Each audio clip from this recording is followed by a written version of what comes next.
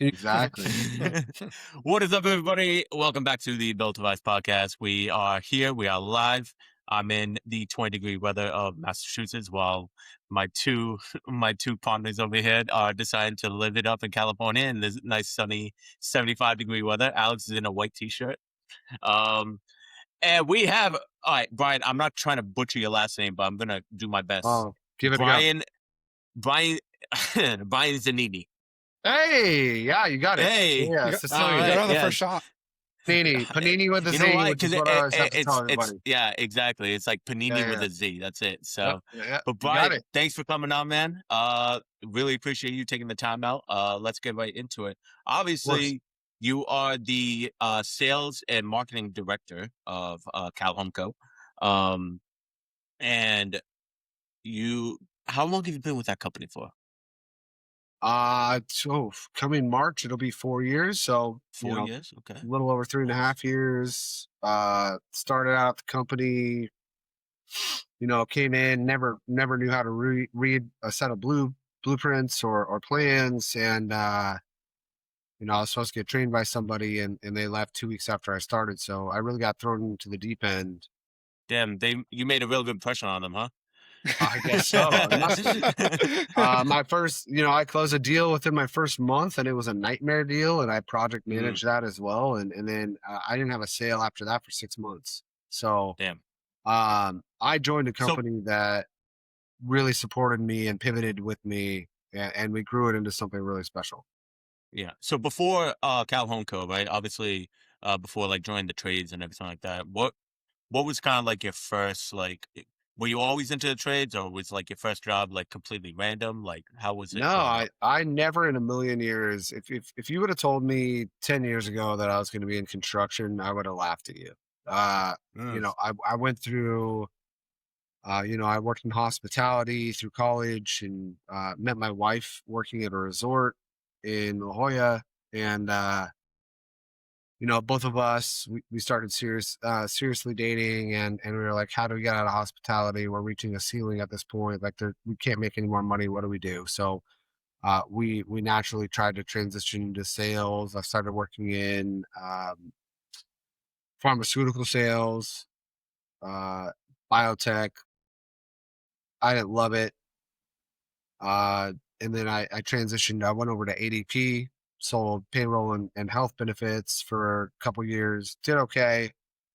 But that's where I kind of cut my teeth into learning like customer service and how to treat people and how not to treat people, honestly. mm, I always wanted to sell a product where I could be along on the journey with my clients from start to finish, and provide the customer service that I know how to provide, and not just like leave that up to a 1-800 number, right? So, construction was a cool, weird niche that I fell into that allowed me to be present and provide a level of service that I think a lot of people miss and a lot of companies miss from first conversation to, someone walking into a new home or walking into a new ADU, and understanding like the full process and how that works. So I love to be a part of that. Alex has joined our team. He's going to do really well next year. I have high expectations for him. So yeah, I love giving people an experience, mm. right? I think that experience is something that we lack as individuals coming into, especially like a very heavy social media. I'm viewing the world through other people's lenses type world. It's like, okay, well, let's dial that back and let's have a good experience in person here and now, and let's build something you want to do. Mm. Which is Nah, I very love that. different than what you come across in trades or construction. It's very much so usually guys that work with their hands, they're kind of a little bit brute, rough around the edges. So to kind of have that touch and really care about the customer and their journey, it's different, right, Tiago? Like I mean, like you work with guys on the job site all day. They're not the easiest to kind of, they're not Well, the most client facing all the time, right? I wouldn't say. Well, I mean, in my trade, because I'm a plumber, I'm a commercial plumber. There's definitely no signs of being personable as a commercial plumber, because we really technically don't really deal with clients a lot. Have you ever tried to get a hold of customer support at a software company? Well, most of the time you're just sitting there talking to a bot or you're waiting for weeks. Not with Field Pulse. One of the many things that customers love about Field Pulse is their customer support. When you reach out, you're not talking to a bot or some outsourced call center. You're talking to real people who actually know the trades and understand how your business runs and know how to answer any questions you may have. Field Pulse team listens too.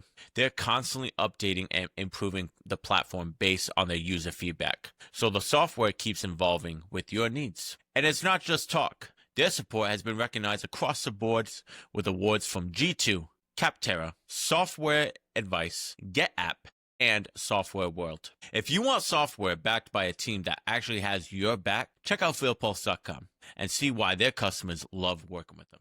Right. But because I do both, I've done residential and commercial plumbing. Excuse me. And you could definitely tell like when they like flip the switch of like, oh man, like I gotta, you gotta like show face, like you gotta like present yourself well. You can't like I'll wear like a fucked up hoodie or something like that. I wear it, and but sometimes these guys are clean cut, like polos, like clean. Everything's clean. So but yeah, it's a whole different world when I don't have to worry about clients. I don't have to worry about nobody. I can just go in and do my job. I can, say whatever I want, do whatever I want. Well, to a certain extent, obviously. But Yeah, yeah. You got to that's pass that I code. think yeah, that's what it is. Sure. But yeah, but I've always thought about it too. And like I've been doing plumbing for about 5 years. I've started to like actually step into a role of like a lead plumber. So I have to deal with clients, whether it be like the general contractor or the architect or the engineer. Like I have to turn on that professionalism now of like, oh hey, I gotta ease in a little bit, try not to chew their head off so much. But that's the cool thing. I get to play both roles, I guess, so to say. Sure. It's always fun. It's always a good time. Yeah, I mean, coming from working in like a GC role, right? So I'm not a general contractor. I sell for the company, right? But I also interact with a lot of our subcontractors, our vendors.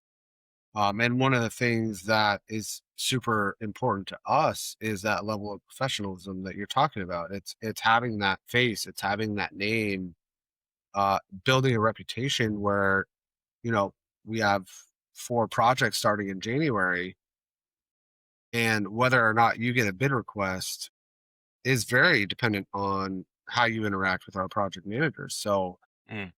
to a level, maybe you're not client facing, but like you are still very present in the face of working with a general contractor and saying like, "Hey, I want to work for you. Let me bid on your jobs." You still have to have that level of sales, that level of interaction in order to even get a bid request, right? So I have 10 different subcontractors on every trade. The ones that say top of mind are the ones that are reaching out, the ones that are communicating, the ones that are top of mind because they're interested, right? So that level of like it's nice to not have to be client facing all the time, but there needs to not be complete complacency when it comes to the fact like you still have to work to be present. And that's how our subs work with us. That's how they get awarded jobs. Love to hear that you're in the commercial world because that's a little bit different than us. We don't do commercial currently. Uh, we want to grow into that space, and our subcontractors don't have that FaceTime right with our clients, but they have FaceTime with us and our project managers, and that relationship is important. So so going back to what you said about so obviously you've worked in sales for a long time now, but you worked in sales with Cal Home Co for a while. Going back to the first time, like your first year or so, obviously you got thrown into the wolves and everything like that. When was the first time like you realized oh shit, dude, I'm actually like I'm top tier salesman. You know what I mean? Like I'm him. I'm that guy. Yeah, no, and Or has that not happened yet? Is it no, no, no, no, still? no, no. No, it's happened. It's definitely happened. And it took time. So I joined the company. Like I said, I closed a small deal, like 119K or something like that. I tried to project manage it. That deal went terrible. It was an insurance job. It was a nightmare. Um, I proved that I could close a deal with the company. I was told you're never managing a project ever again. So that was cool also that we drew a line in the sand there. And then I Mm, didn't sell anything for 6 months. Right. So wow. there was a very hard learning curve and a lot of pressure on my shoulders because I'm the fuel for the gas tank, right? So like if I don't provide, the car doesn't run. Um and at that point, we were a smaller operation. I think we had one or two project managers on. So there was still stress, but it wasn't like we have 6 full-time project managers now. We have junior project managers, assistant project managers, field supervisors. We have a sales team of 3. We have a marketing person. So there's mouths to feed. And back at that point when I first started, I felt a lot of pressure because my predecessor had left 2 weeks after I started, and I had to figure it out. And I didn't do that for a long time. And luckily, I joined an organization where everyone was willing to pivot and work with me and take feedback from the market and understand, okay, we're priced too high here, we're priced too high there. How do we be more competitive? And as a collective, we were able to kind of shift and pivot and build processes and pricing and cost catalogs and really start sinking our teeth into the market that was Mm, competitive and built value in the service that we provide. So 6 months was tough. Myself, Alex, you as well, Will, our other salesperson, we're all commission only. yeah. So So you that's you the eat what you thing kill. though. I think that's the like that is a mindset that like a lot of salespeople have, and something that I really don't even focus on. Or like, I'm not saying I would never understand it, but it's something where it definitely gets unnoticed. Where it's like a guy like me that gets like 40, 50 hours like guaranteed every single time. It's like, all right, I get my paycheck no matter what every week. You guys, it's like cutthroat, like to kill type mindset. You gotta sell it. You gotta put food on the table. So you gotta make the money.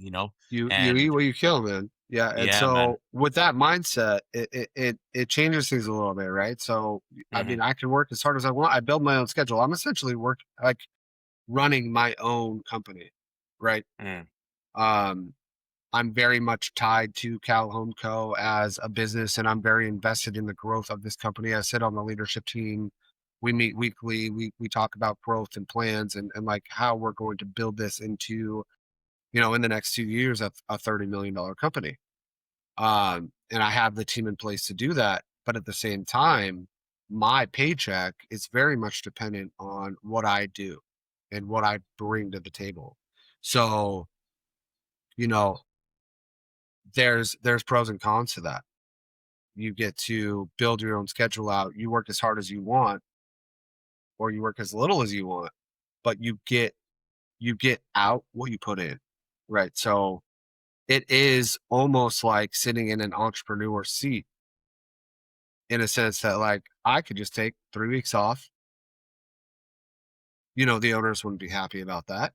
But, I'm not bringing money in, but I'm not putting food on my table either. So yeah. they understand the urgency for sales on my end because I only make money off what I sell. So Mm, it's a unique system and it's not for everybody. And I don't think that a lot of people can appreciate one, the work life balance that comes with commission only, but also, you know, there's freedom and then there's, hey, I don't have a lot in my pipeline. I'm working 60 hours this week. I'm building that pipeline. I'm doing everything I possibly can to make sure the next 3 weeks are solid. So I have sales coming in the door. It takes discipline. It takes a lot of time management.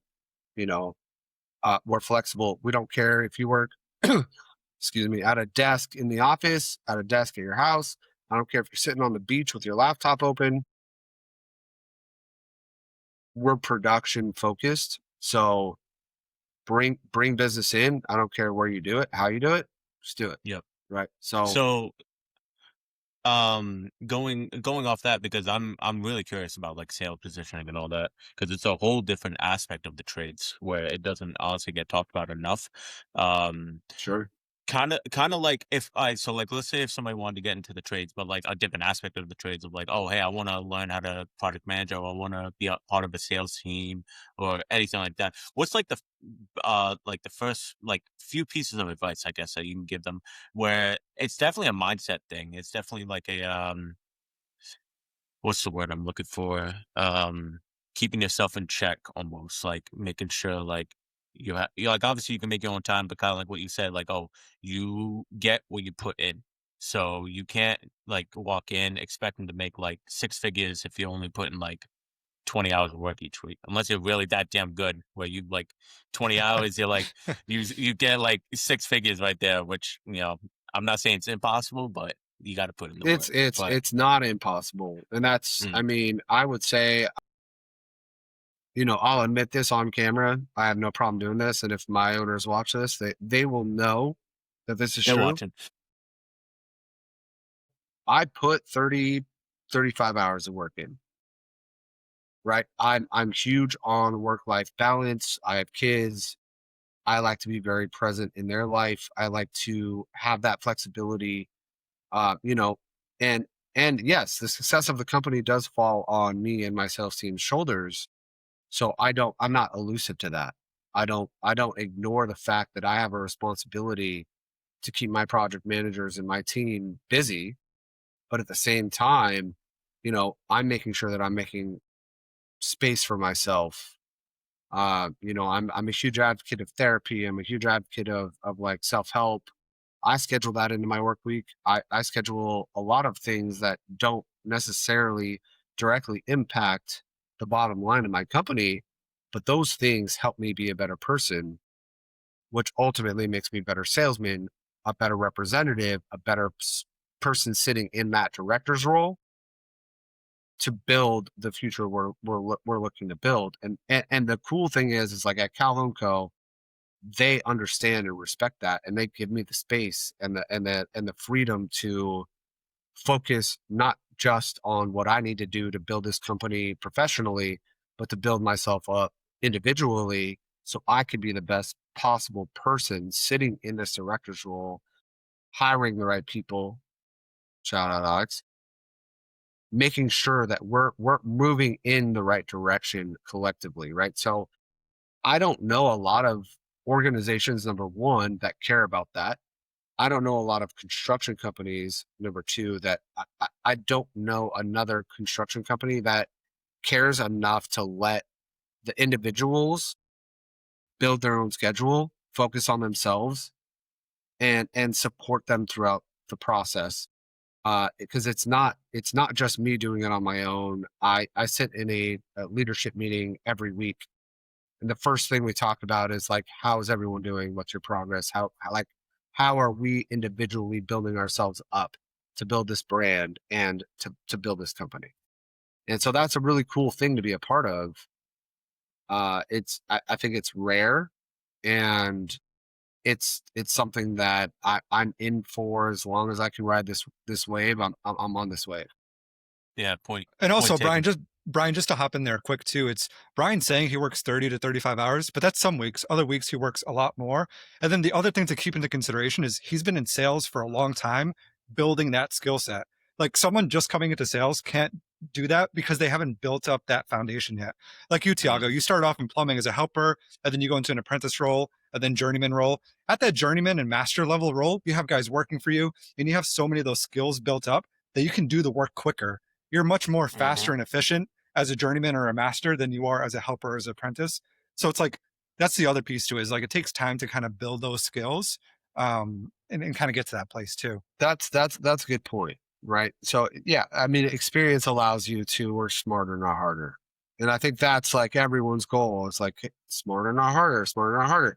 But like, what does that mean? right? How do we build an efficiency, not only for the company, but individually, to make sure every minute that I put into work is producing something, right? I'm not just doing busy work if I don't have to. There are sitting in a director's role, there's some busy work that comes along with that. And I'm building processes, I'm building standard operating procedures for the company, and I'm building tools and recording videos to train. But at the same time, like every other minute outside of that is a direct, I'm looking for an outcome, right? And anyone that's sitting in a sales role, anyone that's sitting in trying to build a business, it's not even sales. It's if you're an entrepreneur or if you own a plumbing business, if you own the HVAC business, you should be looking at what is my activity? Everything is activity based. Is my activity directly resulting in profit? How And do to that I maximize that? Right. And to that point, Brian, I mean, like I worked for my family GC company back home, and I really like the way that you and Cal Homeco do sales specifically, because you guys have KPIs each week to kind of hit, where it's like, are we getting 5 referral partner meetings a week? It's you've kind of broken down like what the most important tasks are to kind of get that sale across the door. I don't know if you want to talk about that a little bit. I think that'd be really helpful for our audience when they're thinking about their sales and bringing new jobs in the door. Like how can they kind of, because sales is kind of like a loose term. It's like, what does that exactly mean? I think having a understanding a process kind of helps to get people from like, you have no jobs now, this is how you get jobs. It's not just you just go talk to someone, there's steps in between. Yeah, I think that's a great question. And what I've learned, like I said, I've been doing this for a long time. I've sat in a director of sales and marketing role at two prior companies to this. I almost walked into a very unfortunate presidential role that I'm so glad I didn't. Um, Ended up joining Cal Homeco, and I think the important thing in regards to that question is understanding what's controllable, right? You can sit in a meeting every week and be like, sales are down. Right. Fix it. Right. Fix it. Exactly. Right. How do you Yeah. Yeah. fix it? Okay. How do you Yes. fix it? Uh, Sell more. Right. Which is the answer from a lot of owners. It's like, hey, you're not hitting your sales goals. The numbers aren't there. Go sell more. Okay. But what does that actually mean? Right. So, How do you do that? Exactly. How do you do that? so KPIs to me, which are your controllables, right? So we're measuring how much is sold, how many site walks, how many discovery calls, how many referrals are coming in, how many meetings we're having with people that could bring us potential work. There are controllables. So like anything that is actionable that you have control over, that's what I'm tracking. If you're doing that, sales, like the whole process trickles, it's a trickle down, right?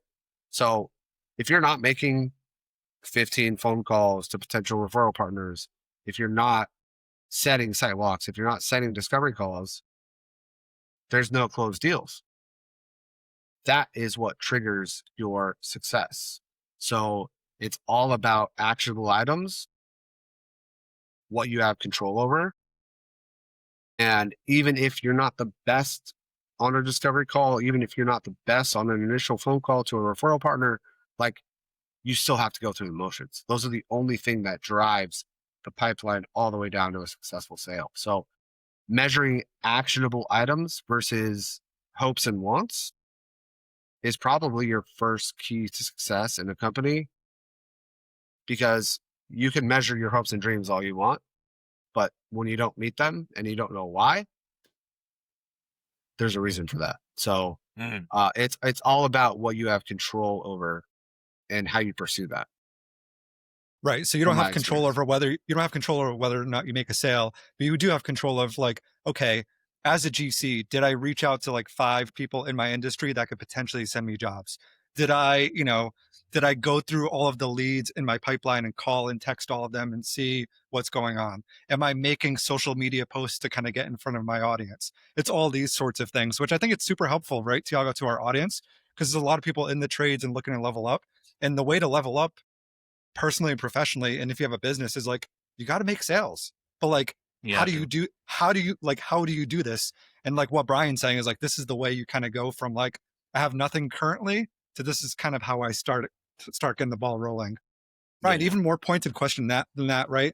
If you were talking specifically to like a one-man band as a plumber or a painter, what would be your advice? Like because obviously they're busy, they're running a business as an entrepreneur. Like what's kind of like the most high leverage like sales tasks or things that they can do to kind of get it from like, hey man, I got nothing going on to like, I've got some jobs flowing in now.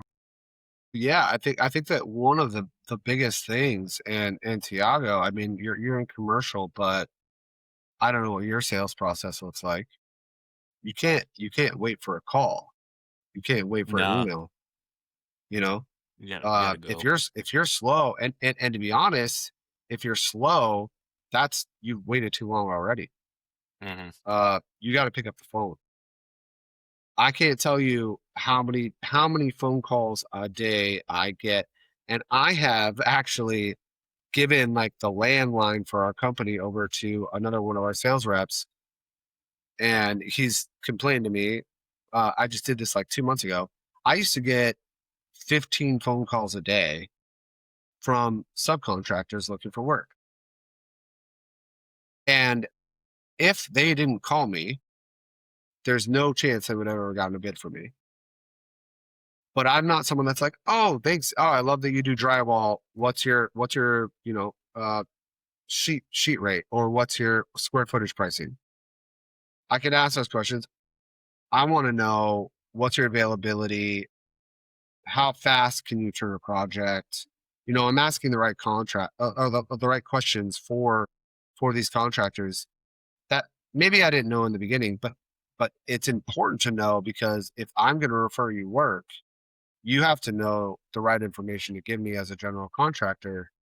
I need to know a couple things. You got to send me your COIs, your certificates of insurance to prove that you're insured, and then you can get on the bid table, right? But I was getting 10 to 15 calls a day across the trades, and those are the people that get our business. Those are the people we build relationships with. People that don't call us, I'm not on the freeway in traffic and I see a drywall company truck next to me. I'm not calling them to see if they can do work for us. I'm working with the people that reach out to us, Yeah. right? So it's about hunger, it's about proactiveness. Don't wait till you're slow to build your sales. It's about consistently making sure your foot's on the gas to bring in business, so that there isn't a slow time, right? So get ahead of that. I don't care how busy you are. I don't care how good things look. You always have to have your foot on the gas for sales. So any sole proprietor owner in any trades, or like any trades like company, whether it be plumbing, HVAC, electrical, the best thing that they can do, like even as a startup company, the best thing that they can do is just uh like call a company like your Cal Home Co. or any company in that realm, and just like keep pressing, keep pressing, keep pressing. It's about being like what's the word I'm looking for? Present. I don't, Be present. Be yeah, be uh be present. be Uh, important. mm, Be known. Like, make yourself known to the community here, and say, like, if you only want to work in Pacific Beach, only call Pacific Beach contractors. yeah. Dial all those numbers and dial them once a week, and like, press. I had someone who, prior to this job, I worked in mitigation, and so like fire, flood, mold mitigation, right? I started a renovations and restoration division of that company. I had a testing company, and I know it was automated. I know just from the text messages, but I got a text message every morning from their sales rep on Monday. Hey, just want to see if you have any work for us. Just want to see if you have any work for us. They ended up being our go-to testing company, and I still have a relationship, and I know the owner of that company. We still talk frequently, like, because of that sales rep and their like diligence to make sure that I was touched once a week. They got the majority of our business, and I built a relationship with that company, and I used them for when I found mold in my house, and I got a discount. And like, I built this relationship with this company because of that sales rep being persistent and reaching out consistently. So being complacent is not going to win you business. You can't just go off of, we're a great company, we're going to do right by you, and we have this out in the world. It's got to be, you know, outside of everyone kind of turning into a little bit more of an introvert due to social media. Mhm. I think that there is a huge level of appreciation for personal touch that is left on the table that a lot of people either aren't willing to do because they're relying on social media or marketing, or they just don't know how to do it anymore.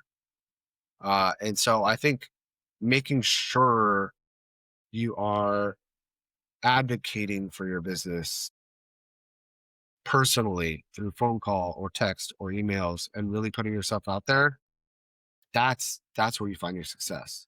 But that Do you takes effort. think do you think that's like probably one of the big reasons why a lot of like company like guys that start off on their own, like most of the time they won't like they'll fail, like the company will like flop over and they'll go back to just going to like a whole nother company just working for them instead of doing it on their own. Do you think that's like one of the biggest failing factors is not reaching out or like letting things slow down, like you said? If you're already slow, that means, you know, you're not it's too late pretty much. Too late. You Yeah, think yeah, it yeah. yeah. I think that that's a very big contributing factor to entrepreneurial businesses failing is there's a lot of great ideas out there and a lot of them should be successful. But the truth of the matter is like you can be very excited about something, but if you can't translate that to your potential customers, if you can't build value in your excitement, that's a fail already. There's no sale, right? So you can be as excited as you want. If I built, I don't know, a cat bowl that was it just hooked up to a spout and you never had to fill it. It always cleaned itself and it was like the most amazing thing in the world. But I didn't know how Fair. to but I didn't know how to tell people about it. It would die, right? Yeah. So I don't care how excited you are about your business or your service or whatever you are providing to the general public, if you can't translate that and show people, "Hey, I'm doing this for a reason," your product's dead. And there are Yeah. so many ideas coming to light and like there are so many patents and there are so many products and some of the good ones get bought, the other ones die. Like that's truth of the matter. So at Calhoun Co, like we've built processes that, in my opinion, over the last 3.5 years that I've built these processes and the way that we've pivoted and the way that we're doing things, I don't feel like anyone in the game could repeat or reproduce what we're doing at our level. Yeah, there you go. Yeah. Turn off the Give cylinders. yourself some credit. Give yourself I, some credit, Brian. I don't I don't think anyone else in the game is doing it at our level for the cost that we're providing, right? So we don't do zip code pricing. If you live in La Jolla, I'm not charging you La Jolla pricing. Like we are charging what we know it costs to build. And we're transparent about that. And I know a lot of other builders that are like, oh, you live in Del Mar or you live coastal. Oh yeah, it's $700 a square foot. And we just don't do that, right? So I don't care if you live in Lakeside, I don't care if you live in Santee or La Jolla, like our pricing is the same because it's to plans, it's to material costs, it's to labor costs. We make the markup we need. We don't overcharge anything. I don't care if you drive a Maserati. Great, good for you. I want you to keep the Maserati. Let's be competitive. Let's be realistic. So, Yeah. And I think over um, time, dude, I think over time that starts to build like a reputation where it's like we're not hacking people. It's right. where every person gets treated exactly the same. It's here's our standard, and everyone gets it the same way. I think one of the ways that people go wrong is like they start to kind of do that thing where it's like, oh, you're in this richer area, you're going to get charged more. It's like, is that fair? People are going to people talk. Reputations are real. You have to do right Yeah. by your customers. Yeah, and I think the biggest issue is like if you're a homeowner and you don't know any better, you're gonna look up contractors that are close by. right? You're like, oh, okay, cool. I found 3 contractors that were they're within a mile, but they're all coastal contractors and they all have their prices. One, because their overhead's higher than ours is. They're renting business space in a coastal town. So yeah, there's markups that are associated with that, but also like just because you have money doesn't mean you need to spend more. Like that isn't a determining factor in how construction should work. Yeah. And we're trying to prove that, right? We're standing side by side on some bids on the coastal towns where we're $200 a square foot cheaper, and they're like, "Why?" And it's because this is what it actually costs, and this is what we know we can do the work for. We can keep the lights on in our office, and we're not gouging it, right? So I think it's important to like, and we have a list of questions that are we present every time we have a discovery call with somebody on how to interview a contractor and like what's important. Um, and so I think that like asking the right questions, and that doesn't matter if if it's construction, if it's hey, I need my sweater sewn. Ask questions. Don't just like accept the pricing or accept the terms. Make sure that you're digging a little bit more in as a consumer to understand the process and why it costs what it costs. I think that a lot of people are just like, oh, okay, that's what it costs. I guess I'll pay that. Uh, when in reality, like if you ask the right questions, um, that's where you find the value in service and performance, right? And value. And and Brian, and to that point, right? Not all general contractors are created equally. Not all subcontractors are created equally. It's like, just because someone says they build ADUs or custom homes and you compare two prices doesn't mean that they're actually doing the same thing for you. I think Right. that's something people get misconstrued a lot. Can you talk to that a little bit? Yeah. I mean, I think that there's a lot of so there's a mix, right? So there's a lot of companies out there that are really good at marketing themselves for providing the best service and like competitive rates, and they do a really really great job at marketing, but a really really bad job at delivering on what they're promising, right? So setting very false expectations. That as I joined the company, as I've stepped into a leadership role, I have made a very strong decision just because this is the way I would want to be sold.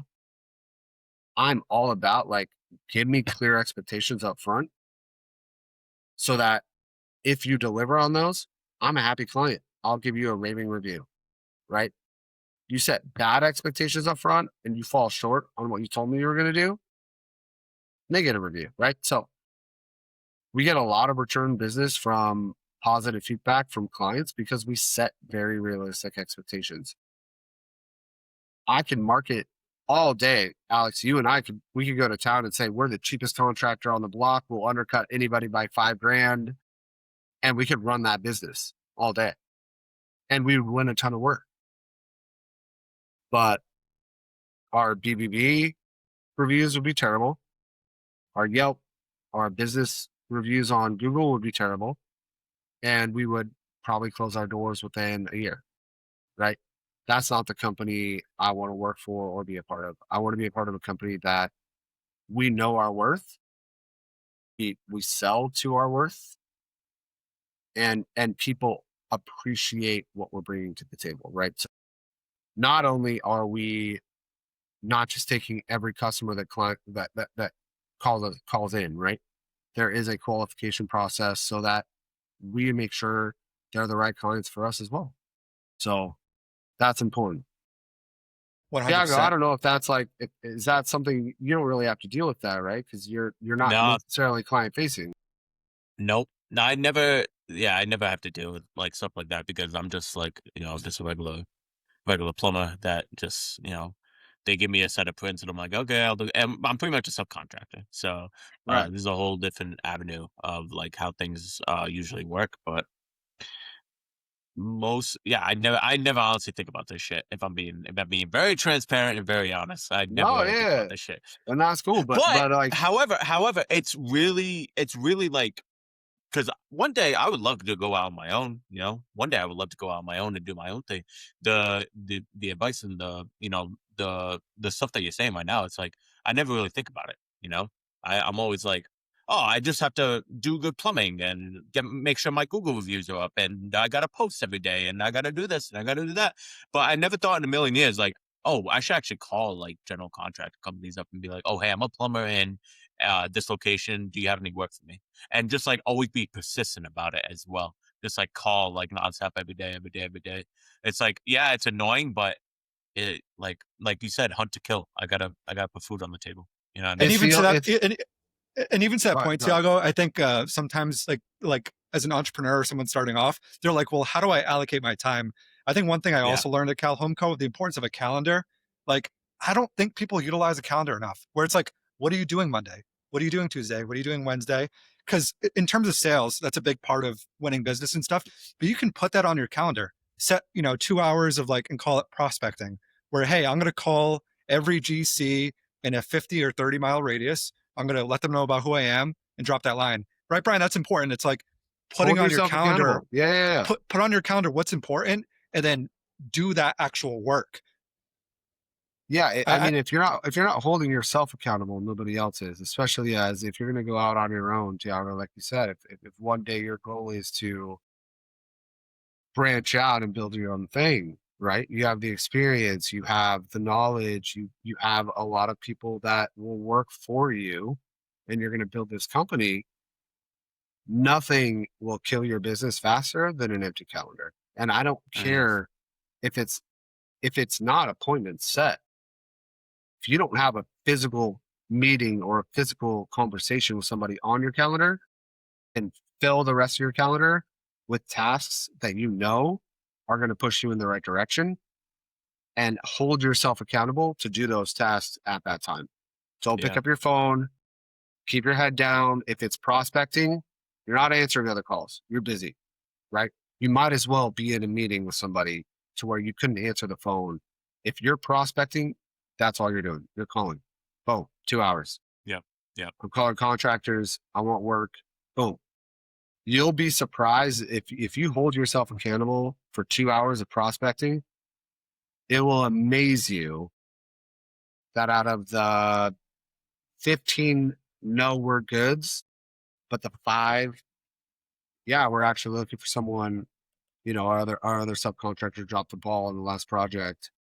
Guess what? That's 5 to 10 projects in the next year that's going to drive revenue through the roof. So Yeah. hold yourself accountable to your calendar, book yourself out. If you have an empty spot, figure out a way to fill it. Yeah. It's phone It, calls, it's visits, it's whatever.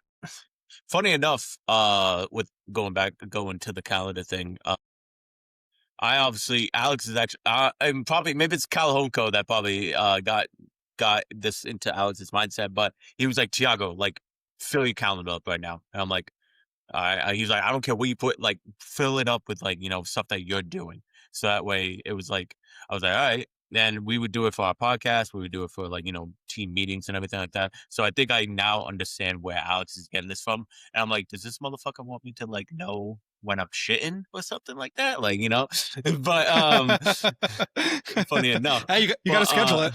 yeah, but it's actually been such actually a really great, like a great thing to do because like I'm like, all right, this is what my week looks like. Okay, I have this, that. It kind of, again, going back to the time management thing, it kind of like brings everything like full circle, like I'm like, oh shit, I actually have time in this slot. I can do work and everything like that. And like I can separate professional and personal time. So Alex actually got me hooked on it. So it's all good. Yeah, no, I think it's important because like what I've found, and I've really embraced that concept more so in the last 2 years. But what I used to find is if I had gaps in my schedule, it was an opportunity to, I don't know, hit the driving range or look at social media. And I was like, oh, I got time to kill between meetings. When in reality, if I have 2 hours to kill, I should be hunting, right? Yeah. Um, because when I get into work mode, I want to stay in work mode until the end of the day. I can come home and do all that social media bullshit or hit the driving range after work. I can schedule that. That's not an issue. But like if I have a gap in my calendar for the work week, it needs to be something I can fill in that's productive. Like it needs to be something that is going to either short term or long term bring business in the Running a field service business isn't easy. Between managing your team, your customers, and your bottom line, there's a lot to keep up with. But what if there was a way to make it easier? That's where field service management software comes in. Field Pulse is the field service management platform built for pros like you. Whether you're a small business looking to grow for a larger company ready to scale. Field Pulse has everything you need all in one place, with advanced features for scheduling and dispatching, customer management, estimates and invoices, work order management, maintenance plans, and price booking. What really sets Field Pulse apart is how flexible the platform is. You can build workflows that actually fit on how your team operates, keeping every step organized from the first call to the final invoice. By connecting your field and office teams, Field Pulse keeps everybody in sync, save hours, and gives your business the tools to increase productivity and profitability. And it's not just us saying this. Field Pulse holds a 4.8 star rating across nearly 600 reviews. Thousands of pros are already seeing results, with users reporting an average 78% revenue increase year over year. To see what Field Pulse can do for you, head on over to fieldpulse.com. That's field, P-U-L-S-E, pulse.com. door. 100%. And I think that's the importance of the calendar, right? Because your calendar essentially says, like, this is what's important to me. So if you are that solopreneur looking for more business in the door, you got to set that 1 hour or 2 hours a day of prospecting. If it's in the morning, if it's in the evening, whatever your sort of energy level's at, you got to do that. And then obviously you're a solopreneur, you're going to job sites. So you have like your, call it your 6 a.m. to 2 a.m. or 6 a.m. to 2 p.m. blocked off. But what are you doing with the rest of that time? If you don't have jobs, you're hopping on that call, you're calling people, you're texting people, you're utilizing your time to the best of its ability, and you're kind of thinking of your business of like what needs to happen and how do I turn that into something I can put on my calendar that actually gets achieved. Because just wanting to do it and then scheduling it are two completely different Completely things. different things. I agree. And I joined the company and Alex, as you know, Henish is probably one of the most well connected go people you'll ever meet. He's constantly posting content. He's a member of entrepreneur organization. We're members of EOS, where he is at not only is he at, but he's also hosting events multiple times a month. And we have 60 to 70 people that come into our office to just hear him talk. He's very knowledgeable. He's been doing this for a long time. And so my goal coming into the company has always been, I want my calendar to look more full than his. And so Yeah. it's been a weird thing for me as a goal to set that for myself. But when I accomplish it, I feel pretty good. And so Yeah. I try And, to do that on a weekly basis. yeah, and you look at Henish's calendar, it's like he has all the things sort of baked into there. When he's going to the gym, what events he's got going on, all the meetings he has. And it's like you can look at his week and be like, wow, this dude, he's got everything kind of scheduled in there. He's Whereas got a sometimes full in my life. own yeah, sometimes in my own brain, I'm like, oh, I know I'm doing this at this time or this at that time. But if you don't have it in your calendar, it can slip through the cracks. It can drift away. And I know calendars are kind of like a lame topic, especially in trades and construction. It's like, who needs a calendar? But it's like, dude, if I could say one It's thing to our audience, it's your like most having it, important tool. dude, it's Yeah, so 100%. important, dude. It's so important. Fill the gaps, right? So like if you are slow and you don't have anything on your calendar for a Tuesday, guess what you're doing?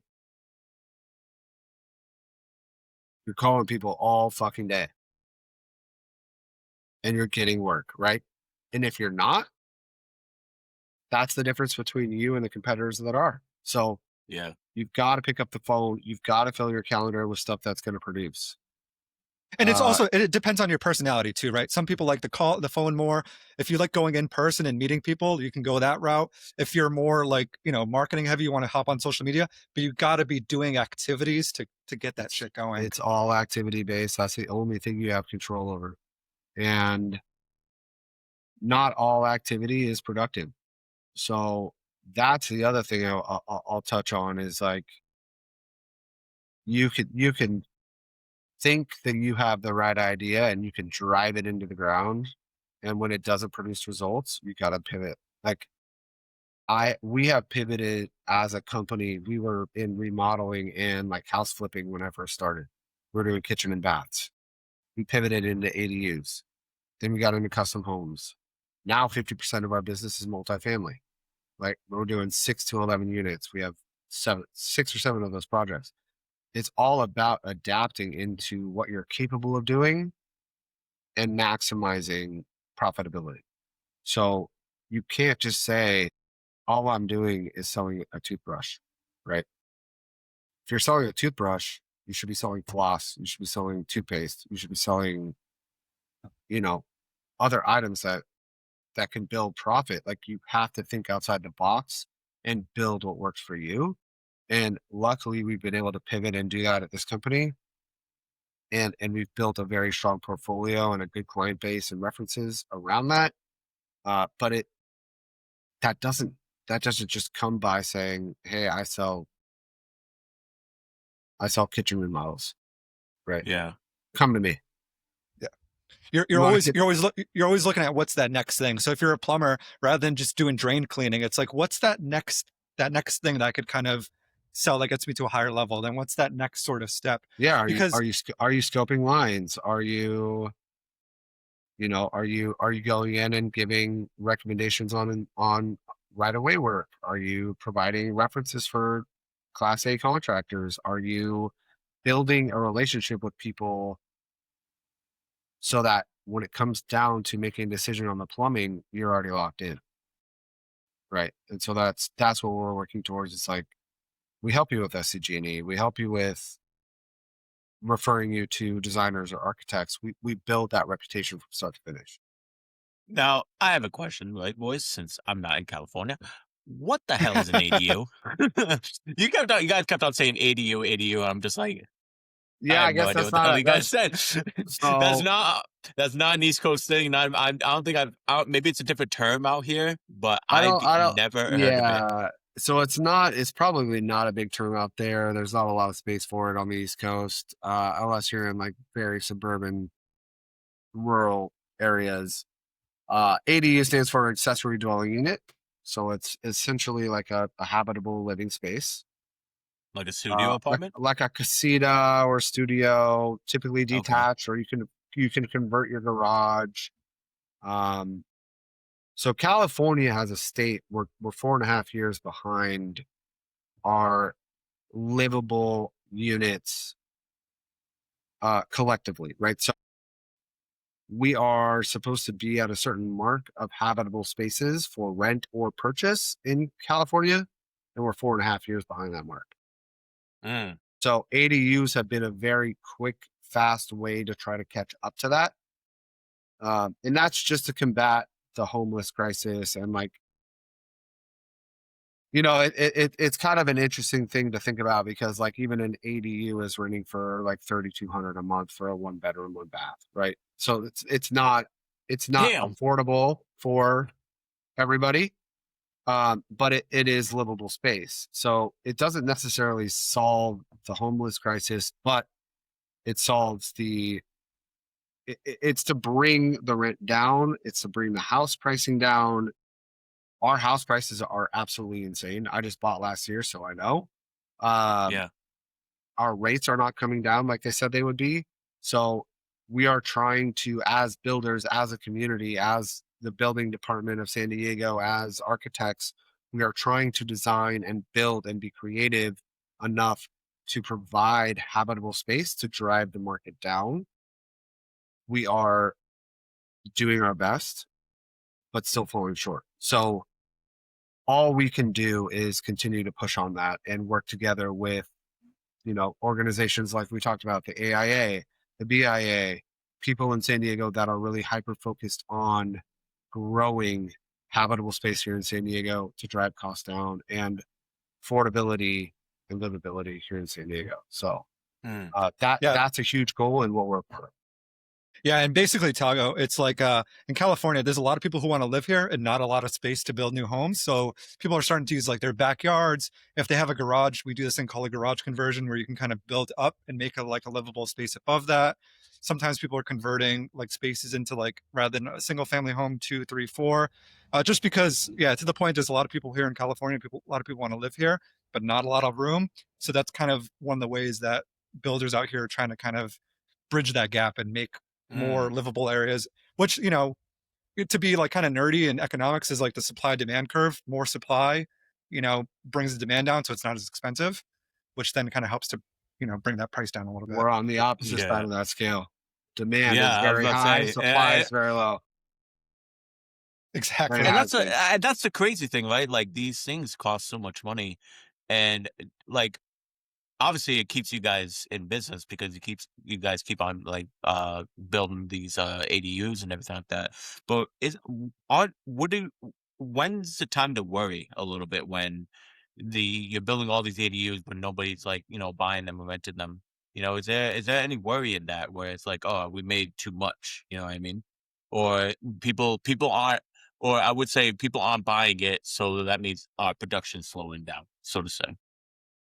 Yeah, I mean, to answer that question is just it coincides with like we're 4.5 years behind, right? So as of 2000, the middle of 2020, we were supposed to produce 400,000 new habitable spaces in San Diego. 400,000.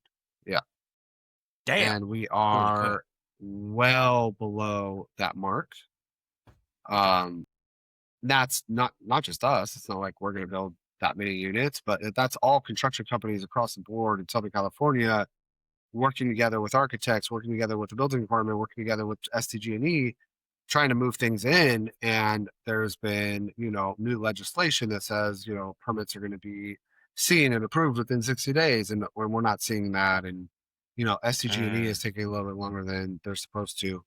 But we're all collectively working together. I sit on a committee with SCG&E at the BIA, and we're all working towards a system that expedites this process to make housing more affordable, to make more options, to make rent come down. Um, it's an amazing city, America's finest city.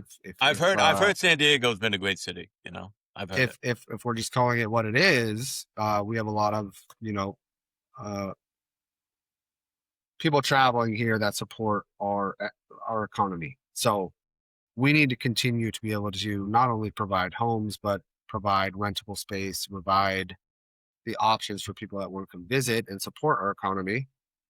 And that's going to be something that we work on probably for the next 5 to 10 years before we catch up. Yeah. Wow. That's wild. I like job security is a good thing though. Yeah. But no, that's really cool, man. I didn't know what ADUs are. I thought it would be like, like a studio apartment on wheels or something like that. I I mean, it always can thought be, of it like that. Thought of it like that. can So be, but it but can but also you be guys, a 2 bedroom, 2 bath, nice yeah. luxury place with an ocean view. All right.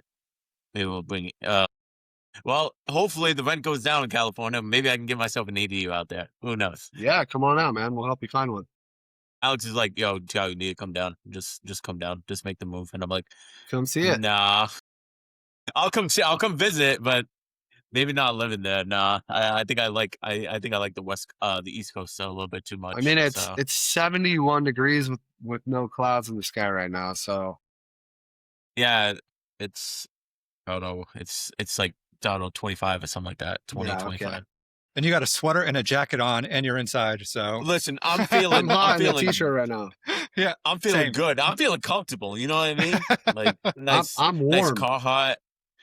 Just keep telling yourself that, Tiago. No, that's it. But I can't eventually, I would remember. I like. can't remember the last time I ran my heater. Let's put it that way.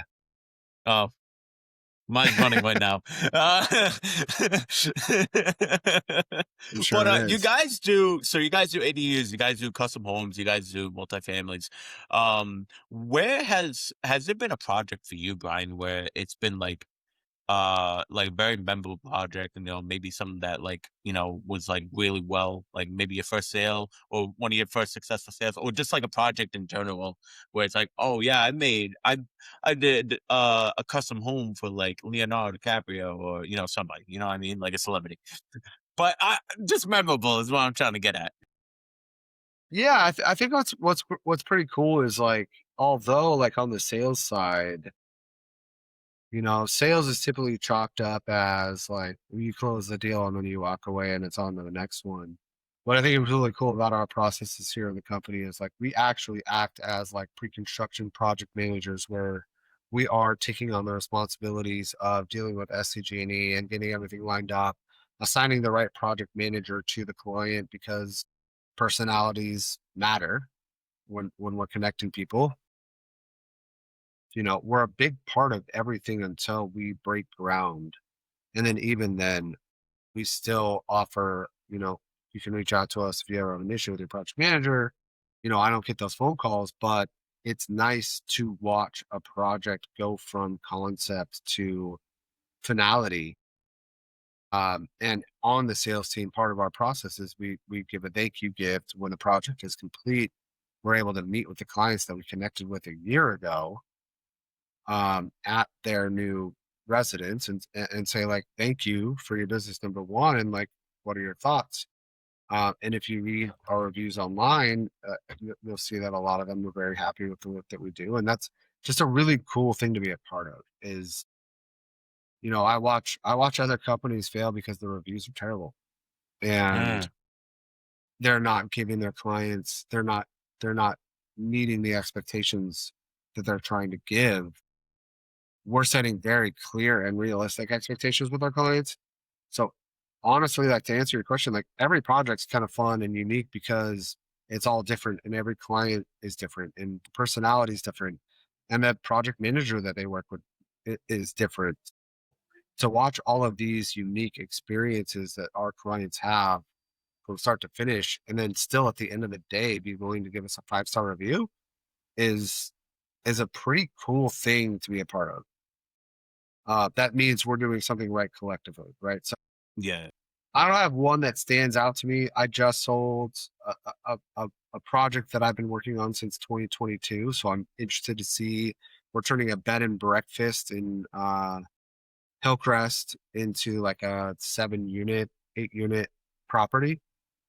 I'm very interested to see how that turns out, and I'm really happy to watch the progress. And I think the right project manager was assigned for that project. Uh, I'm excited to see what happens there. Was there a project where you're like, what the hell? Like, God, you know what I mean? Like big red flag mode, like it's like pulling your hair type stuff, you know what I mean? Like, Well, yeah, I mean why did I pitch this sale? Why did I pitch this sale, that's a great question because I think that that's another part of business that a lot of people need to understand. I'm at a point, and we're at a point collectively as a company where I don't say yes to every phone call that comes to the door. I don't, you know, sales, you're typically swinging at everything, right? Because you want to make your commission. You want to sell as much as you possibly can because that's where you're making money. I'm at the point where, and as a company, we're very selective on who we work with. And we have that affordability. Our profits where it needs to be. We're hitting the numbers we need to hit. So if I don't want to work with someone because they just run me the wrong way or they don't feel like a good fit for us, I just I can just say that to their face. Hey, Mm. I don't think we're the right contractor for your project. That's it. You leave it at that. Um, but that makes it more exciting when you find the clients you do want to work with, because that makes the chase and the sale a little bit more exciting rather than just like I'll say yes to anything because I want the money. It's not about money. It's about progress. It's about success. It's about building a reputation with people we want to work with. and having that translate into a company that is going from, $10 million in revenue to $30 million in revenue over the next 2 years. Yeah. Yeah, and I think even just to hop in on that, sometimes when you just say yes to a bunch of people, you have to then work with them and get their project along and finished, right? So it's like if that process is miserable or the end result they're not happy, that's just going to look bad on you as a company, right? So it's like all Yeah. the tradespeople listening to out there, it's like make sure you're like in the early days you can't be super selective, but like make sure at least the people you're working with you jive well with the person because you're gonna have to. There's gonna be texts, there's gonna be calls, there's gonna be communications with them. So if it's not a good fit, it's going to be a miserable process. And at the end, although you might get paid, it's not going to really benefit your business. You want to be kind of selective in who you work with and making sure it's projects that you can do and that you get good results at the end from it. So I think Well, that's not That's only I that, like nobody wants to work with terrible people. Yeah, yeah, no. exactly. Yeah. So Yeah. like Yeah. make the right choices on who you work with. It will ultimately give your work-life balance a nice breath. And Hmm. at the end of the day, those people that you agreed to work with, that you wanted to work with, are the people that are probably going to leave you a good review at the end of the day. Right. And Yeah. If not you only sign that someone too, that's like, I'm going to fight you on every dollar and everything you like, I'm going to fight you on every decision that we have to make throughout this 7th month construction project. You think they're going to leave us a good review at the end of the day? Probably not. Nah. So and when you are being selective and you selective choose, is important. yeah. And when you are selective and you choose people that you actually want to work with, repeat business usually comes out of that too, you know? So if 100%. it's so if you're a plumber and you do a good job by someone and they own, maybe multiple properties, they're going to call you back. And if you like working with them and that's a good relationship, that's going to lead to more things. So that's the other piece to think about is like when you have a good relationship with someone, you connect well with them. There's usually more things you guys can do down the line together. I think that's why it's important to like mesh well with the people and say yes to the 100%. customers that are right for you. I agree. Yeah. I mean, you can't say yes to everybody. Yeah. I think that's the thing that a lot of people, especially when startup companies, like startup trades company, they just want to take on every job, but then they'll understand real quick. It's like, why the hell did I take this job? You know what I mean? Why? Why did I put myself in this situation? And And I then you're think that's stuck. what, but, and I think, and then, yeah, now you're stuck. You can't just, at least for me, I'm no plumbers that would be like, yeah, I'm not doing this and drop all the tools and, screw the general contractor. I've I obviously I have pride. I wouldn't do that. You know what I mean? I'm a man of my word. I gotta see the project through. I obviously don't have uh choices of the projects that I get put on, but there's definitely some projects where I feel like sometimes like they don't really like look into it very detailed, and then I walk into it and be like, what is this? Like I'm going, and I've been in projects before like that where I'm like, why did we bid this job? Why do we have this job? You know what I mean? Like this is not, I'm not having fun. I'm miserable as all hell. And I gotta be here at 6 a.m. Great. Even I'm miserable at a job that I hate and I'm here early. You know what I mean? But Yep. The best of all worlds right there. yeah, but at the end of the day, like a trades mindset is like, yo, I just gotta get like I need to Get in, put get in my out. hours, get the work done, and then bang it out. You know what I mean? And then I think that's also the thing too, where it's like, oh, I hate this job. Like, I'm gonna get it done as fast as I can, so I don't have to deal with it anymore. But then I feel like when you try to do stuff as fast as you can, you're gonna miss a lot of things, and you're gonna have to go Exactly. back, redo it again. So going back to what you said about picking and choosing is definitely the more ideal way to go. Right. 100%. And And, I and think it's I think not always like that. That's the issue is Yeah, like I said, I joined the company. I didn't sell much for the first 6 months. I started selling business. I started like getting my feet, planted, and I started bringing in business, but I was swinging at everything. I was bringing in clients that weren't necessarily a good fit, projects that weren't necessarily the right fit, but I was desperate. And the interesting thing as an entrepreneur or, running your own business or in a sales role, you're responsible for filling the gas tank, right? So we're the fuel. And like a lot of people depend on what we do in sales to get a paycheck, right? And so there's weight that comes with that. And so when you're desperate and when the company's doing not as well as it should be, you swing at everything. You start taking on whatever you can because you want money in the door. You need to support payroll. You need to support, you know, gas, insurance, all the things that come along with owning a company. So yeah, there might be a transition period between being selective and not being selective, but growing to a point where you can be selective, it's a practice you should start earlier rather than later. And if you're Mm. doing business the right way, you're going to build value with the clients you want to work with that want to work with you. And that's how you build a business that is repeatable and buildable and expandable. Yeah, I love that, man. In the early days, you might not have the, the privilege of being selective, but you can work your way to a place where you are more selective and you're working with the people you want to work with. And just one place I'd like to take this conversation a little bit is one of the things I've liked about Cal Home Co. is the fact that you guys have like a very ambitious like goal, and it's to essentially build 1,000 units, or I guess you guys term it as like doors by a certain Mhm. year. And I kind of love that. I think that's something that like even smaller companies should have, not necessarily that goal, but an ambition or something that they're working towards. Because then as you think to that future that you really want, it's much easier to kind of backfill of like, why am I making these stupid calls today? It's like, well, that's that thing at the end is what we're really aiming for, you know? Is there any advice on like how to craft like a compelling goal for someone to kind of work towards? Yeah. Depending So on I the mean, size too, correct? Like you want to, it correct. varies on sizes. Yeah. I So, mean, I mean, yeah, yeah. So it's not necessarily even like a let's set a super realistic, achievable goal. They call it a BHAG, a big, hairy, audacious goal, right? So something that is almost unachievable, but something that as a collective, as a group, as a company, you're going to work towards. And if you hit it, amazing.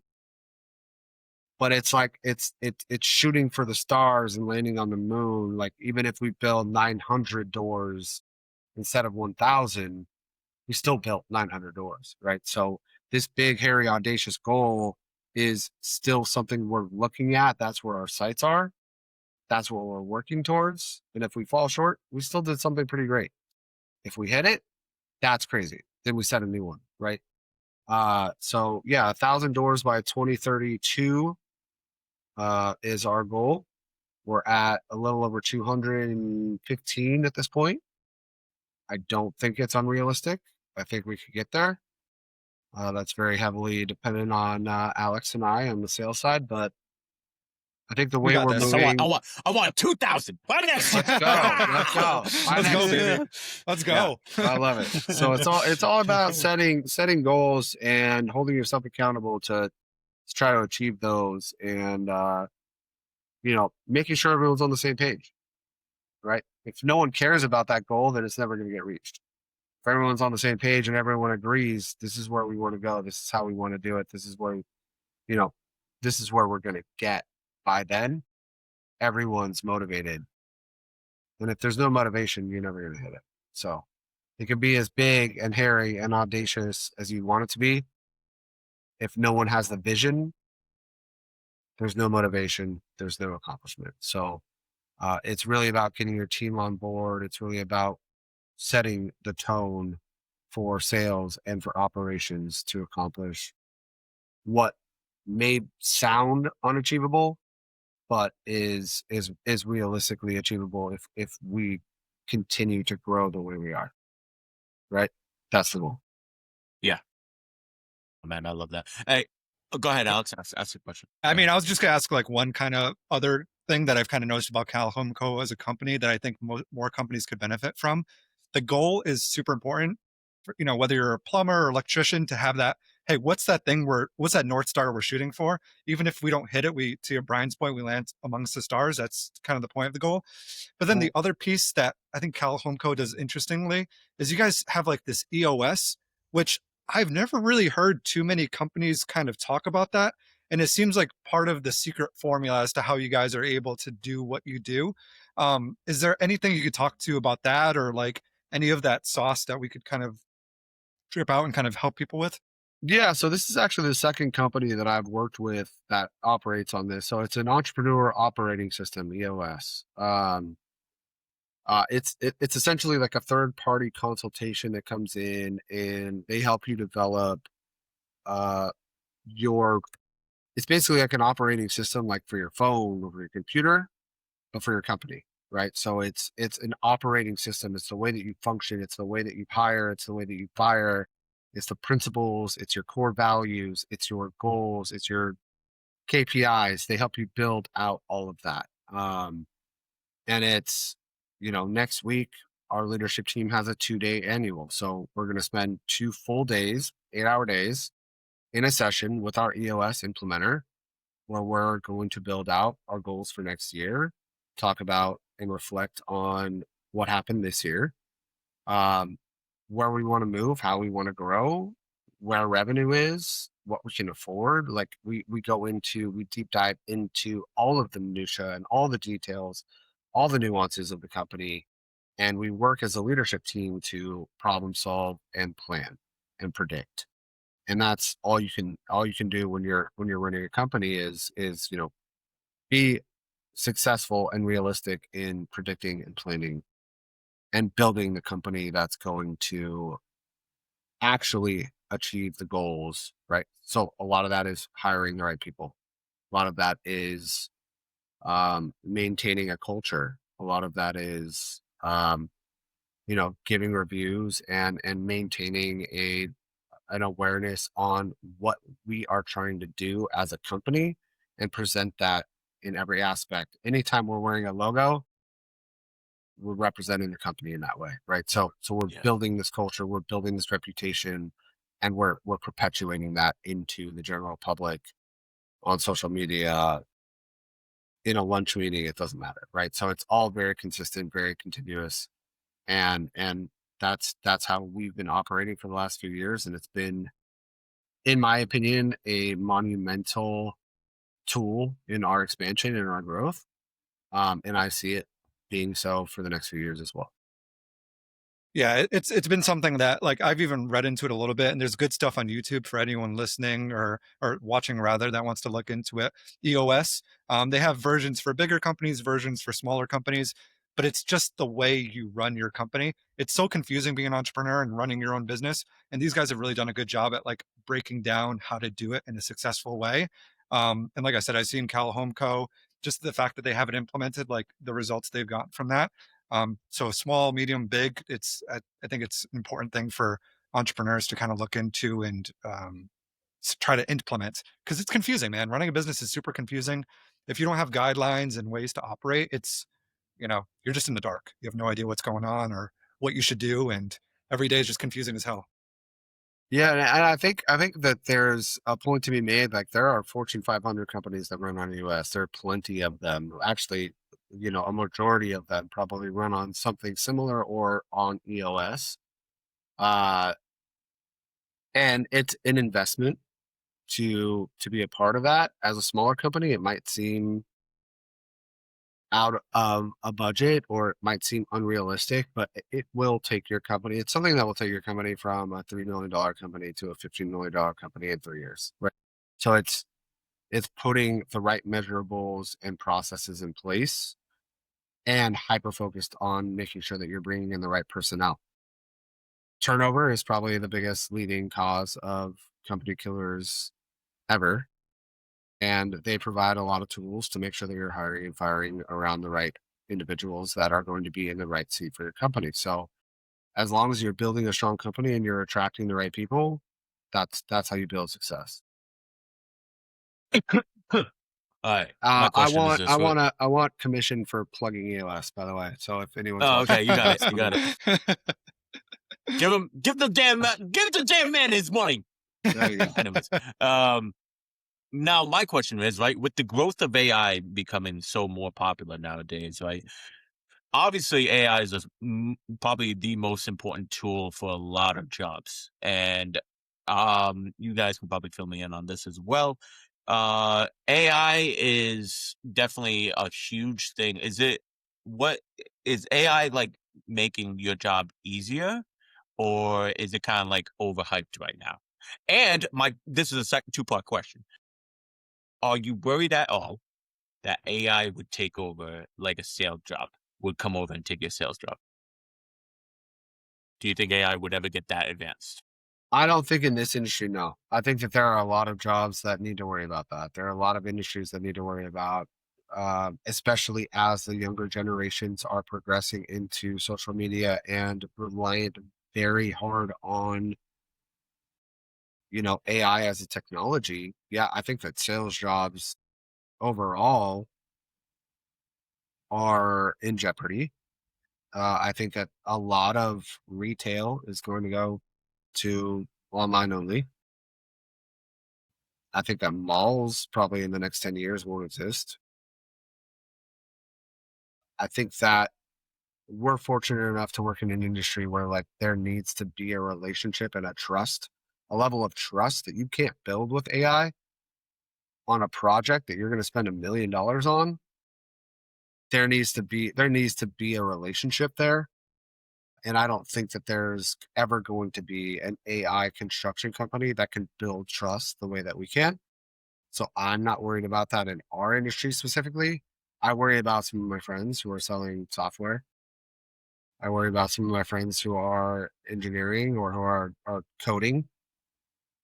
Um, but yeah, I think we're fortunate enough to work in an industry that relationships still matter. And I hope as a society we digress from relying on AI at some point. I think it's going to ramp up for the next 2 to 3 years. I think everyone's going to realize that we are over dependent on answers from a system that doesn't know us as a Mhm. culture, and then we'll revert back to depending on people again. But I think we're probably 5 years away from. All right, because what brought to my attention that question was I had a phone. I called. I forgot what I called. I called somebody yesterday, and it was an AI. I knew from the minute it was AI, but it was so hard to tell that it was like a real person or a fake person. And then I would like talk to them, and then like I was like, there was like weird pauses, and I'm like, I just this doesn't feel right to me. Like I'd rather have like somebody natural and like alive on the other side, that can understand like because I was the way I was talking. Well, I wasn't talking like a dickhead, I wasn't being like, oh yeah, and like nothing like that. But I could tell like, oh, they don't really care about like you know, whatever I'm saying. They just Right. wanna, like, get the appointment done and that's it, you know what I There's mean? I think that's standardized why. answers to your questions, and that's Yeah. it. And, you see that in a lot of DMs too, where it's like, "Oh, yeah," like, Instagram or, like, social media, stuff like that.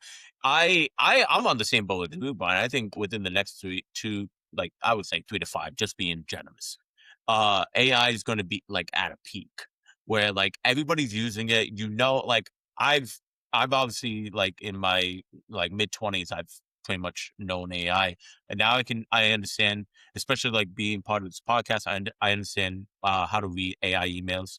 I understand how to read AI captions. I understand how people use it, and I'm like, and I'm not gonna lie to you, I'm guilty. I'm guilty of it sometimes. It does help me, but it's a tool. It's a tool. It's not something. It's not something where you need to. It's not a crutch. It's not something anything like that. It's a tool to help you because at the end of the day, it's like you kind of need to do stuff on your own. And it's scary because I talked to my oldest nephew the other day. And I'm like, oh, how's school going and everything like that. He was like, oh, it's good. I got like, an A something on a essay.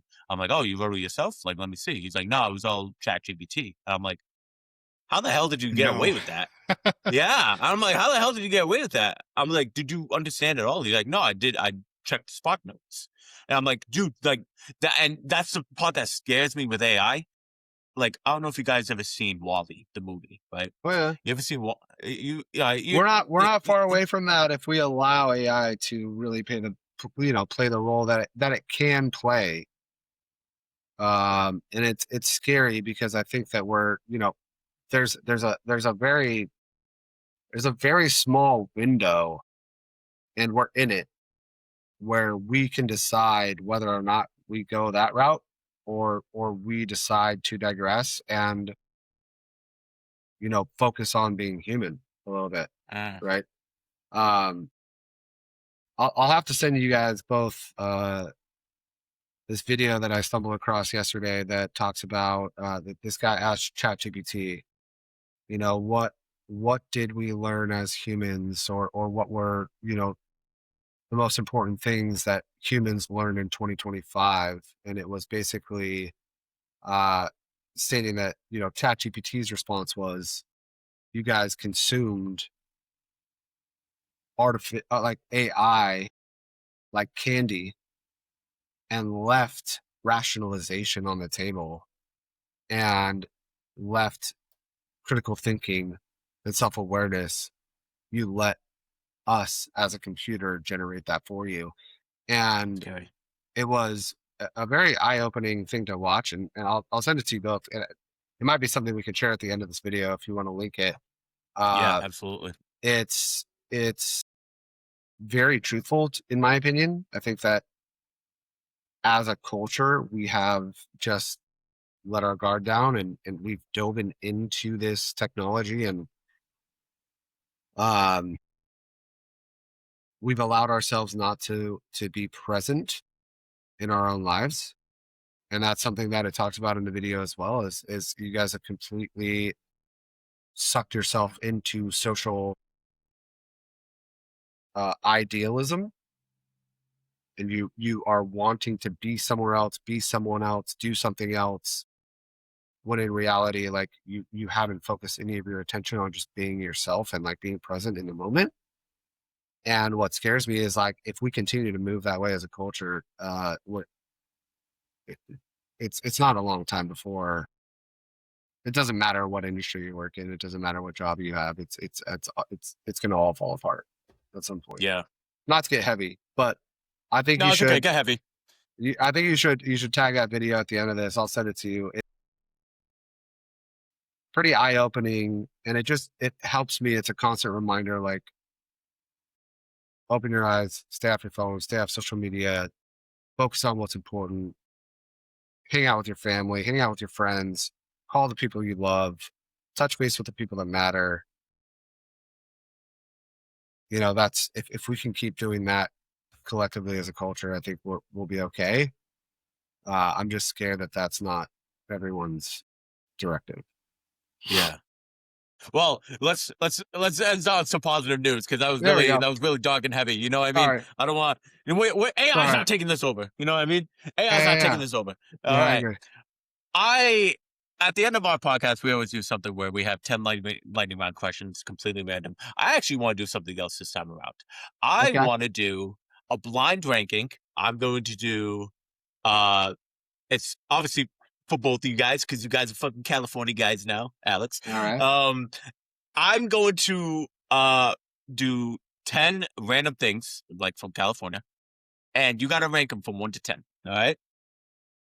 Okay. And Alex, you can join in on this, Alex, as well. All All right. right. So Yeah. Let's do it. let's do this. Year-round perfect weather. Ooh, okay. Also Let's see. 10 for sure. Yeah. 10 being the lowest. Like, Oh, no. Oh, What? opposite. yeah. So, like, rank number one's like your, like, Is the the top best. thing. Oh, Yeah, and one. then 10's the worst. Yeah, sorry, not to go reverse. I'm sorry. Gotcha. So it goes. So we're keeping that at 10. No, one. One. We have summer Okay. year round. Yeah, yeah. Okay. All right. In and out. 3. Ooh, that's gotta be up there. Alex like 2. It's up there, man, for sure. He keeps telling me about it now. It's like like God's greatest gift or something like that. I'm gonna go 3. Yeah, It is elite. it's up there. All right. Let's see. The beaches. 1. You already said 1 for the weather. I only get one answer. Yeah, per? you get one answer for each. So right now, weather, and then In and out weather. took 3. Yeah. The beaches are 4. Then that's fine. I still got 2 Okay. available. All right. Alex? Fish tacos. Oh shit, my bad. I mean, Yeah, I mean, the beaches are good. Yeah, I'd say 4 or 5 for sure. You got to pick one. Okay. Uh, You got to pick one. You can't 5, say 4 or 5. 5, All right. 5. 5. Okay. Jesus. It's like 6, 7. uh, Fish tacos for me are 6. ooh, Only because nah, I've been to Mexico, and they get a little better the further south you go. okay. What about you, Alex? Fish tacos. How do you feel? It's up there, man. I went to Oscars last night. Brian, have you been there before? Oscars is fire. Dude, honestly, Fire. probably my favorite taco spot in San Diego. So They good. kill it. Yeah. Yeah, so good. So where are you at? So I said 5, so that'd probably be a 4, honestly. Okay. Right. Ooh, okay. The traffic. I'm surprised you guys aren't doing like 9s on that or 10s.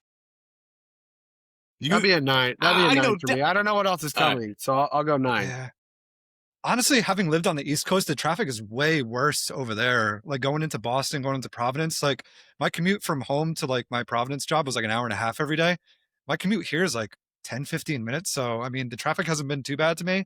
So, Well, you maybe like a also 7.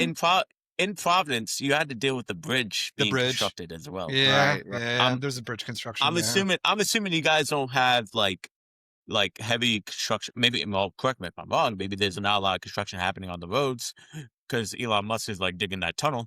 So, let's see. California burritos. That's my 2. That's your 2. All right. You'll never get a burrito like it's funny because I've been to other places. I've been to like even San Francisco, even in California and LA, Arizona. They all claim that they have California burrito. Nothing. Even in Mexico, We're talking about the California with the fries inside is what I'm talking about. So it's got to have French fries, or it's not a California burrito. You can't find it. You can't find it in Mexico as good. You can't find it in Arizona. You can't even find it outside of San Diego as good as San Diego does it. So that's a San Diego only thing. LA can't do it. San Francisco can't do it. It's not even close. We have the blend from Mexico that brings the California burrito to life only here. I will hands down support that and advocate that all day. What's your favorite burrito guys? spot? What's your favorite burrito spot in San Diego? For a California burrito? Yeah.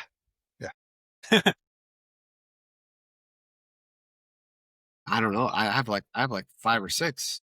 I'll take you. I'll take you Say somewhere. less. Say less. Yeah, say less.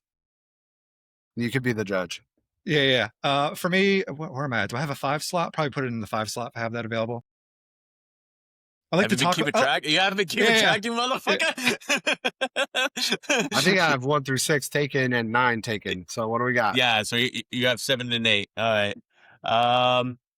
Sushi.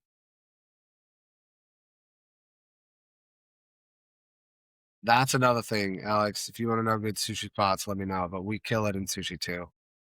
Yeah, I feel like you guys always do.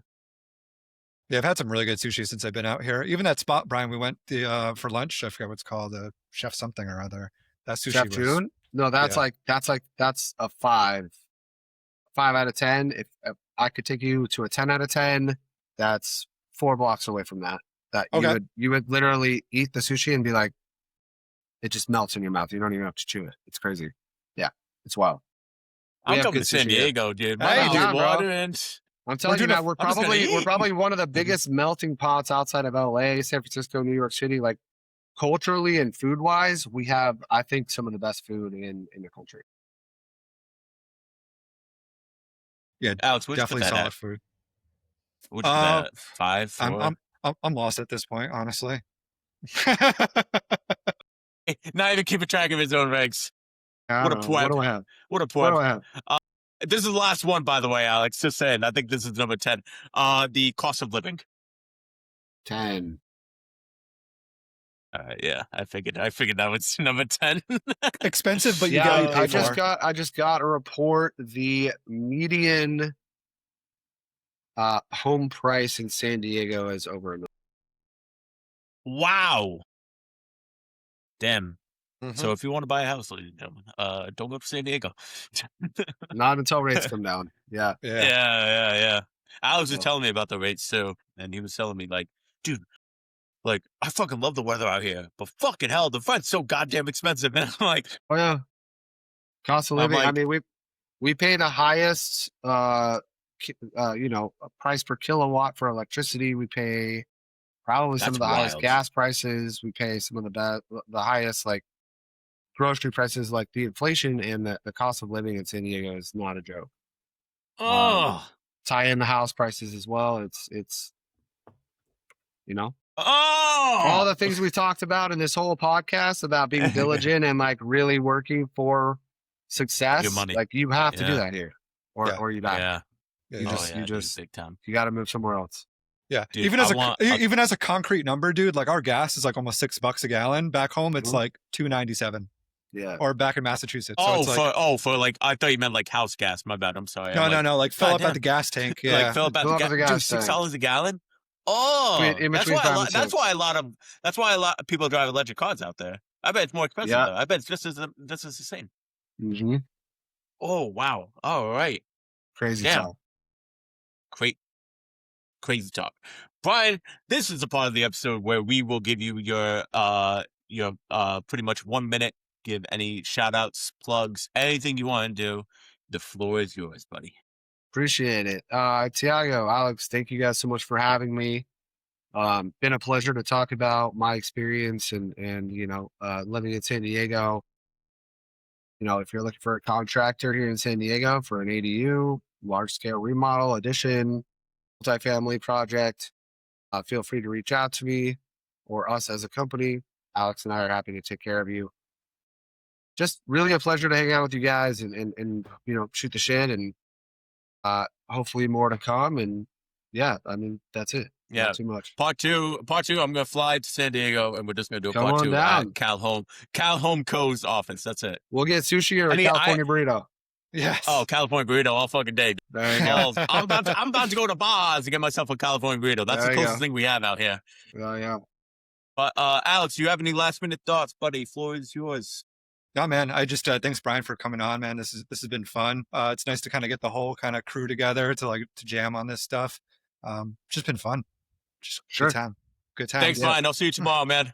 Thank you guys. Yeah. I got a California burrito with your name on it. Yeah, California burrito. This has been the Build to Rise podcast. I am Tiago. That's been Alex. And this has been Brian. We'll see you guys next time.